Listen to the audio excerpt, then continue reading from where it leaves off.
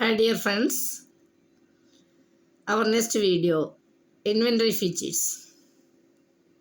Features are the settings of our company request. What report are to be needed, which data is to be inputted, which are to be secret.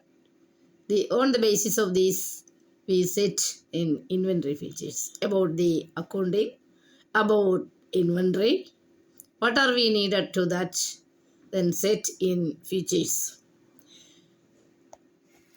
Already we previous video classes about the accounting features. Next one, inventory features. കമ്പനിയുടെ ഇൻപുട്ടിങ്ങും അതിൻ്റെ reports requirements അനുസരിച്ച് വേണം നമ്മൾ ഈ സെറ്റിങ്സുകൾ ചെയ്ത് വെക്കേണ്ടത്. ഈ settings are needed as per our request of our company. Already accounting features window provide general and invoicing. These two functions are common in those two type of feature settings. Gateway of Tally provides the feature settings through the F11 key. F11 function key we can use all inputting screen and report screens anywhere we can use this one. F11 key in the gateway of Tally we use from the gateway of Tally we get the accounting features, inventory features, taxations, related settings. These are the setting windows. Mainly three items: inventory features, account features, and statutory taxation. We use the F11 key, then we get any one of them. We can use F1 to change the accounting features, F2 to change the inventory feature settings, F3 to change the taxation or statutory settings. ഏത് feature സെറ്റിങ്ങിൽ ഇരുന്നാലും നമുക്കിപ്പോൾ inventory സ്ക്രീനാണ് ഇരിക്കുന്നതെങ്കിൽ inventory ഫീച്ചേഴ്സിലാണ് ഇരിക്കുന്നതെങ്കിൽ account features കിട്ടാൻ F1 press ചെയ്താൽ മതിയാവും. F2 കൊടുത്താൽ inventory features വരും, F3 കൊടുത്താൽ taxation. അപ്പോൾ ഈ സെറ്റിങ്സിനകത്ത് അങ്ങോട്ടും ഇങ്ങോട്ടും നമുക്കിരുന്ന് മാറ്റാൻ പറ്റും. F1, F2, F3. ഇനി F11 കീ ഏത് സ്ക്രീനിൽ ഇരുന്നും നമുക്ക് കോൾ ചെയ്യാം. ഈ F11 സ്ക്രീൻ ഓപ്ഷനും അത് ഇൻവെൻട്രി ഫീച്ചേഴ്സിലാണെങ്കിൽ ഇൻവെൻട്രി സ്ക്രീൻ ഫീച്ചേഴ്സ് വിൻഡോ കിട്ടും, അക്കൗണ്ട്സിൻ്റെ നേച്ചറിലാണെങ്കിൽ അക്കൗണ്ട് ഫീച്ചേഴ്സ് കിട്ടും. അപ്പോൾ ഏത് തരം റിപ്പോർട്ട്സിനകത്തോ ഇൻവെൻട്രി ഇൻപുട്ട് സ്ക്രീനകത്തിരുന്നാണോ നമ്മൾ യൂസ് ചെയ്യുന്നത് അതനുസരിച്ചുള്ള ഫീച്ചർ സെറ്റിങ്സ് കിട്ടും. ഇവിടെ നമ്മൾ ഇൻവെൻട്രി ഫീച്ചേഴ്സ് ആയാലും അക്കൗണ്ട്സ് ഫീച്ചേഴ്സ് ആയാലും കോമൺ ആയിട്ട് ജനറലും ഇൻവോയ്സിങ്ങും കോമൺ ആണ്. അതേഴ്സ് എന്ന് പറയുന്നത് here you look storage and classification. അതായത് നമ്മളെ സ്റ്റോക്ക് ഐറ്റംസ് എവിടെ സ്റ്റോർ ചെയ്യണം എന്ന രീതി ക്ലാസിഫൈ ചെയ്തിട്ടുണ്ട്. ഗോഡൗൺ ബേസ് 1, 2, 3, 4 എത്ര ഗോഡൗൺ വേണമെങ്കിലും നമുക്ക് ക്രിയേറ്റ് ചെയ്ത് വയ്ക്കാം. മെറ്റീരിയൽസിന് വേണ്ടി പ്രൊഡക്ഷൻ കമ്പനിയാണെങ്കിൽ മെറ്റീരിയലിന് വേറെ, ഫിനിഷ്ഡ് പ്രോഡക്റ്റിന് വേറെ, അതോരോ ലൊക്കേഷൻ അനുസരിച്ച് നമുക്ക് ക്രിയേറ്റ് ചെയ്ത് വയ്ക്കാം. അതുപോലെ തന്നെ സ്റ്റോക്ക് കാറ്റഗറൈസ്ഡ് തിരിച്ച് വയ്ക്കാം. കാറ്റഗറി റിപ്പോർട്ട് ഇൻപുട്ട് ചെയ്യുകയും കാറ്റഗറി റിപ്പോർട്ട് എടുക്കുകയും ചെയ്യും. പിന്നീട് നമുക്ക് ഗ്രൂപ്പ് ബേസും സ്റ്റോക്ക് ബേസും ഓൾറെഡി അതിനകത്തുണ്ട്. അതല്ലാതെ നമുക്ക് മെയിൻറ്റെയിൻ ചെയ്യേണ്ട ബാച്ച് വൈസ് ഡീറ്റെയിൽസും എക്സ്പയറി ഡേറ്റ് കൊടുത്തും നമുക്ക് വെക്കണം. ഇപ്പം നമ്മൾ പർച്ചേസ് ചെയ്യുന്ന ഐറ്റം ആണെങ്കിലും അതിൻ്റെ എക്സ്പയറി ഡേറ്റ് ഫില്ല് ചെയ്ത് വെച്ചാൽ സ്റ്റോക്കിൽ ഔട്ട് ഓഫ് എക്സ്പയറി ഡേറ്റ് ആയത് നമുക്ക് ഫൈൻഡ് ഔട്ട് ചെയ്യാൻ പറ്റും പർച്ചേസ് ബില്ലിനകത്ത്. അപ്പോൾ ഇവിടെ നമ്മൾ പ്രൊഡക്ഷൻ ആണെങ്കിലും നമുക്ക് എന്ത് ചെയ്യാം, ബാച്ച് വൈസ് ഡീറ്റെയിൽസും എക്സ്പയറിയും കൊടുക്കണേ, അവിടെ യെസ് സെറ്റ് ചെയ്യാം.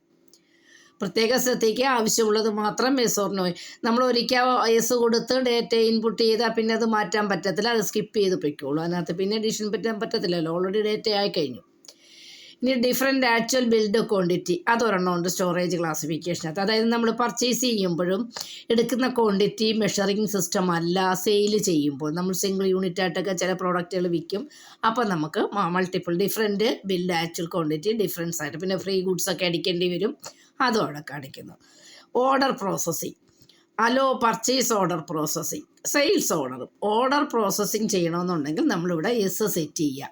പർച്ചേസ് ഓർഡറും സെയിൽസ് ഓർഡറും യെസ് കൊടുത്തു കഴിഞ്ഞാലേ നമുക്ക് ഓർഡർ ഇൻപുട്ട് ചെയ്യാൻ പറ്റും. ഓർഡർ സിസ്റ്റം ഓർഡറിനനുസരിച്ച് നമ്മൾ സെയിലും പർച്ചേസിങ് ഇൻപുട്ട് എൻട്രി ചെയ്യുകയും വേണം. അപ്പോൾ അത് വേണമെന്നുണ്ടെങ്കിൽ ചെയ്യുക, അല്ലെങ്കിൽ നോയാക്കി വയ്ക്കുക. അല്ലോ job order processing enabling maintain multiple godowns and users materials in and materials out. അത് വേണമെങ്കിലും കൊടുക്കാം. നമ്മൾ പ്രൊഡക്ഷൻ ഫാക്ടറി ഒക്കെ ആണെന്നുണ്ടെങ്കിൽ ആ ഫാക്ടറി ഗോഡൗൺ ടു ഗോഡൗൺ കൊണ്ടുപോകാൻ ജോബ് ഓർഡർ വർക്ക്സിനനുസരിച്ച് അതിൻ്റെ മൾട്ടിപ്പിൾ ഗോഡൗണിലെ മെറ്റീരിയൽ ഇന്നും ഔട്ട് എത്രമാത്രം വർക്ക് ഇൻ പ്രോഗ്രസ് ഉണ്ട്, വർക്ക് ഇന്നും വർക്ക് ഔട്ടിനും അനുസരിച്ച് നമ്മളെ ജോബ് ഓർഡറിനനുസരിച്ച് ഉള്ള മെറ്റീരിയൽസ് ഇന്നും ഔട്ടും ചെയ്യുന്നതിന് റിപ്പോർട്ടുകൾ എടുക്കണമെന്നുണ്ടെങ്കിൽ അത് നമുക്ക് എസ് ചെയ്ത് വയ്ക്കാം. അതിനനുസരിച്ചുള്ള ഇൻപുട്ടിങ് സ്ക്രീന് നിങ്ങൾക്ക് കിട്ടും, അതനുസരിച്ചുള്ള ഔട്ട്പുട്ട് റിപ്പോർട്ടുകളും കിട്ടും. പിന്നീട് നമുക്ക് പർച്ചേസ് മാനേജ്മെൻറ്റിനകത്ത് അഡീഷണൽ കോസ്റ്റ് ഓഫ് പർച്ചേസ്, നമുക്ക് ഏതെങ്കിലും അഡീഷണൽ എക്സ്പെൻസ് ഉണ്ടെങ്കിൽ ഇത് അലോട്ട് ചെയ്ത് തരും. എസ് കൊടുത്തിട്ട് അഡീഷണൽ കോസ്റ്റ് ഇൻപുട്ട് ചെയ്യാം. അതായത് നമുക്ക് സെപ്പറേറ്റ് ചെയ്യണമല്ലോ പേയ്മെൻറ്റ് വൗച്ചറോ ഇൻപുട്ട് ചെയ്യാതെ നമുക്ക് പർച്ചേസ് ബില്ലിനകത്ത് തന്നെ ആ എക്സ്പെൻസ് കൂടി കാണിച്ചു പോകാൻ ഉള്ളതാണെന്നെങ്കിൽ. അതുപോലെ സെയിൽസ് മാനേജ്മെൻറ്റിനകത്ത് മൾട്ടി പ്രൈസ് ലെവൽ ഉണ്ടെന്നുണ്ടെങ്കിൽ multi price system level use ചെയ്യാം. Next one other features tracking numbers, അതായത് ഡെലിവറി നോട്ട്സ് റെസിപ്റ്റ് നോട്ട്സ് ഒക്കെ നമുക്ക് വേണം, അതുണ്ടെങ്കിൽ എസ് കൊടുക്കുക. Use rejection inwards outwards, rejection inwards outwards report വേണമെങ്കിൽ എസ് കൊടുക്കുക. അവിടെ നമുക്ക് വേണ്ടെന്നുണ്ടെങ്കിൽ അത് നോ കൊടുത്ത് സേവ് ചെയ്യാം. അത് കഴിഞ്ഞിട്ട് നമുക്ക് അടുത്തത് മെറ്റീരിയൽ ഇന്ന മെറ്റീരിയൽ ഔട്ട്, ഫാക്ടറിയിൽ നിന്ന് മെറ്റീരിയൽ വരുന്നതും മെറ്റീരിയൽ പോകുന്നതിൻ്റെയും details output in and out വേണമെന്നുണ്ടെങ്കിൽ അത് കൊടുക്കുക. അതിൻ്റെ ട്രാക്കിംഗ് സ്റ്റോക്ക് ഐറ്റം മെറ്റീരിയൽസ് വേണമെന്നുണ്ടെങ്കിൽ അതും കൊടുക്കുക. എന്നിട്ട് നമ്മൾ കൺട്രോളെ കൊടുത്തത് അക്സെപ്റ്റ് ചെയ്യുക. ഇവിടെ നമ്മൾ പറഞ്ഞത് F11 ഗേറ്റ്വേയിൽ ഉപയോഗിച്ച് ഉപയോഗിക്കുകയാണ് നമുക്ക് ഈ വിൻഡോയാണ് കിട്ടുന്നുണ്ടോ, ഈ 3 ഓപ്ഷൻസ് ഉള്ള ഈ വിൻഡോ ഇവിടെ നമുക്ക് കിട്ടും.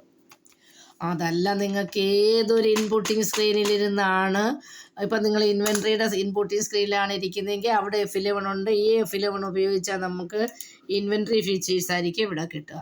അക്കൗണ്ടിങ്ങിലിരുന്നാണെങ്കിൽ അക്കൗണ്ടിങ് ഫീച്ചേഴ്സ് കിട്ടും. F11ഉം F12ഉം എല്ലാ മെനുവിനകത്തും എല്ലാ വിൻഡോയ്ക്കകത്തും ഔട്ട്പുട്ടായാലും ഇൻപുട്ട് സ്ക്രീനിലായിട്ട് നിങ്ങൾക്ക് കിട്ടും. ഇവ തമ്മിലുള്ള വ്യത്യാസം ഫീച്ചേഴ്സ് എന്ന് പറയുന്ന ഇൻപുട്ട് ചെയ്യാനോ ഔട്ട്പുട്ട് എടുക്കാനുള്ള material requirements, company report requirements അനുസരിച്ചുള്ള സെറ്റിങ്സ് ആണെങ്കിൽ അതെല്ലായിടത്തും സെയിം വിൻഡോയാണ് കിട്ടുന്നത്. കോൺഫിഗറേഷൻ അങ്ങനെയല്ല. F12 കോൺഫിഗറേഷൻ നമുക്ക് ഇൻപുട്ടിങ് സ്ക്രീനിലിരിക്കുമ്പം കോൺട്രാ വൗച്ചറാണ്, അതിനനുസരിച്ചുള്ള കോൺഫിഗറേഷൻ കിട്ടും. സെയിൽസ് വൗച്ചറാണ്, സെയിൽസിന് റിലേറ്റഡുള്ള കോൺഫിഗറേഷൻ കിട്ടും. അതാത് ഇൻപുട്ടിങ് സ്ക്രീനും അതാത് ഔട്ട്പുട്ടിങ് സ്ക്രീനിനും ആവശ്യമായിട്ടുള്ള അഡീഷണൽ ഓപ്ഷൻസുകളാണ് കോൺഫിഗറേഷനകത്ത് കിട്ടുന്നത്. നമുക്കിപ്പോൾ ഒരു റിപ്പോർട്ട് എടുക്കണം, ആ റിപ്പോർട്ട് വെർട്ടിക്കലാണോ ഹൊറിസോണ്ടലാണോ, എന്തൊക്കെ വേണം, ഏതൊക്കെ കോളം വേണം, അതിനനുസരിച്ച് സെറ്റ് ചെയ്യാൻ ഏത് ഔട്ട്പുട്ടിലിരുന്ന് നിങ്ങൾ കൊടുത്താൽ ആ ഔട്ട്പുട്ടിനനുസൃതമായിട്ടുള്ള ഓപ്ഷൻസുകളായിരിക്കും നമുക്ക് കോൺഫിഗറേഷനിൽ കിട്ടുക. അത് എപ്പോഴും റിപ്പോർട്ടിനനുസരിച്ചും ഇൻപുട്ട് സ്ക്രീനനുസരിച്ചും വെരിഫൈ ചെയ്തുകൊണ്ടേയിരിക്കും. അത് ആണ് കോൺഫിഗറേഷൻ. എക്സ്പ്ലനേഷൻ നമുക്ക് മറ്റൊരു വീഡിയോയിൽ ചെയ്യാം. Okay, thank you, bye. നിങ്ങൾ സെറ്റിങ്സ് മനസ്സിലാക്കി വയ്ക്കുക, അതനുസരിച്ചായിരിക്കും ഔട്ട്പുട്ടുകൾ ഇൻപുട്ട് സ്ക്രീനുകളും കിട്ടുക. അത് യഥാനുസരണം മാറ്റിമറിക്കാനുള്ളതല്ല എന്നും പ്രത്യേകം മനസ്സിലാക്കുക. Okay, thank you, bye. Video subscribe ചെയ്യുക. ഫുള്ള് ടാലി പഠിക്കാനും നിങ്ങൾക്ക് പോയൊരു ഓഫീസിൽ സംശയം കൂടാതെ നല്ല കോൺഫിഡൻസോട് കൂടി ചെയ്യുവാനും പറ്റുന്ന രീതിയിലാണ് ക്ലാസ്സുകൾ തയ്യാറാക്കിയിരിക്കുന്നത്. വ്യക്തമായി മനസ്സിലാക്കി പഠിക്കാൻ കഴിയുന്നതാണ് വീഡിയോകൾ.